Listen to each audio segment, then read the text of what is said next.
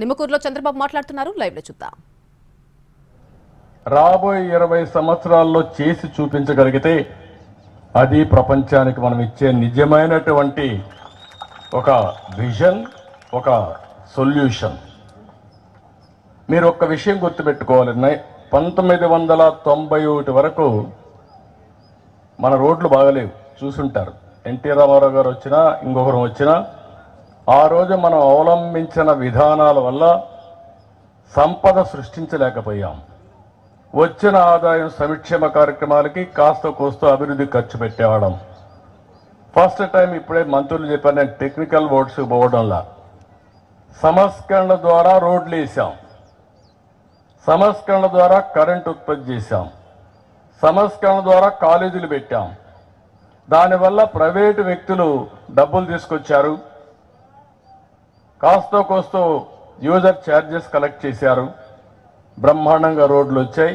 Nimmakuru main road చూస్తే బందర్ నుంచి national highway వచ్చిందంటే అది టోల్ పే చేస్తున్నాం, కానీ సస్టైనబుల్ మోడల్లో సంపద సృష్టించాం.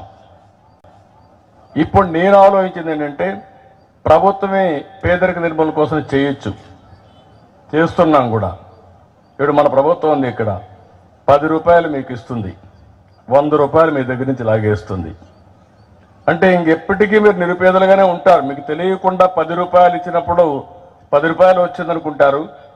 మళ్ళీ కరెంటు ఛార్జీలు, నిత్యావసర వస్తువులు, పన్నులు, లేకపోతే పెట్రోల్ డీజిల్ ఛార్జీలు అన్ని బాధుడు మొత్తం ఇంకొక చేత్తో మొత్తం లాగేసే పరిస్థితికి వస్తుంది.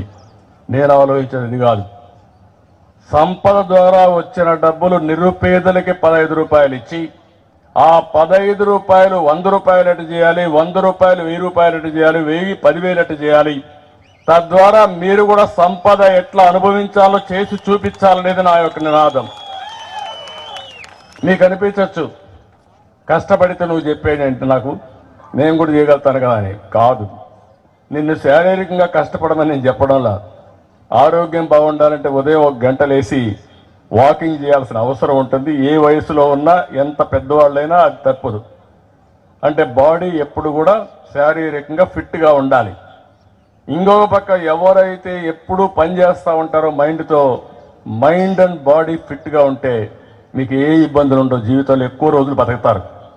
ఈ రెండు లేకపోతే ఆలోచనలు వస్తూ ఉంటాయి, అక్కడి నుంచి లేనిపోని సమస్యలు వస్తూ ఉంటాయి. అందుకే ఈ నాలెడ్జ్ ఎకానమీలో, ఆధునీకరణలో ముందుగా ఈ నిమ్మకూరు నుంచే ప్రారంభించి ప్రపంచంతో ఈ నిమ్మకూరును అనుసంధానం చేసి ఈ ఊరిలో ఉండే పిల్లలు ప్రపంచం అంతా పనిచేసి డబ్బులు సంపాదించేదానికి శ్రీకారం చుడతామని చెప్పి నేను మీ అందరికీ తెలియజేస్తున్నా. ఆ కార్యక్రమానికి ఈరోజు నాంది పలికాం.